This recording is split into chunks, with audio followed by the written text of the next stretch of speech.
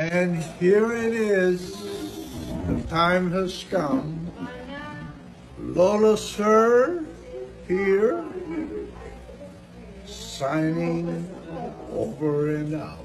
Veteran actor na si Ronaldo Valdez pumanaw na sa edad na 76. Nagluluksa ngayon ang mundo ng showbiz sa pagpanaw ng batikang aktor na si Ronaldo Valdez. Pumanaw siya sa edad na 76. Sa ulat ng ABS-CBN News, kinumpirma umano ng malalapit na kaibigan ng aktor ang tungkol sa pagpanaw niya.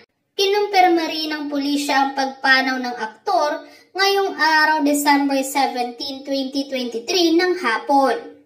Matatanda ang isa sa pinakahuling serye na kanyang ginawa ay kasama ang Katniel sa Too Good to Be True. Kaya naman, marami sa Katniel fans ang nalungkot sa balitang ito na kasunod lang din ng usap-usapang paghihiwalay ng Katniel. Kilala ang aktor sa kanyang antagonist at paternal role sa ilang mga hit na pelikula sa serye.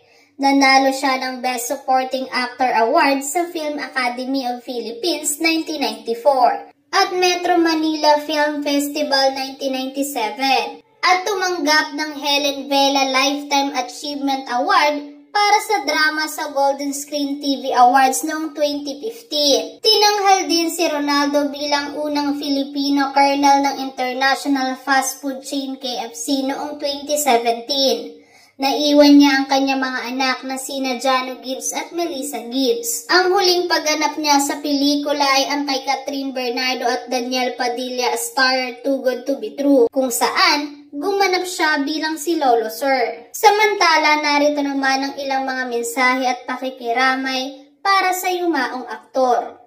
Rest in peace po sa pinakamagandang lalaking nakilala ko. My condolences Sir Jano Gibbs and your whole family. Isa sa mga iniyakan kong palabas niya ang Too Good to Be True. Paalam po, Lolo Sir. My condolences and sympathy to the Bear family. Prayers for your soul and may you now rest in peace, Sir Ronaldo Valdez. Condolences to the Valdez family. Mr. Ronaldo was an accomplished and beloved actor, a treasure of the Filipino entertainment industry. Great actor, thank you for the shared talent. Rest in peace now, you're in God's good hands. Lolo Sir, my favorite actor as lolo or father, mapakontrabida o bida. Paalam po. My condolences to the family. One of the best veteran actor for me ever since I was a child. Growing up, watching him in the teleseries and movies with a very outstanding acting is superb. Will surely miss you, sir.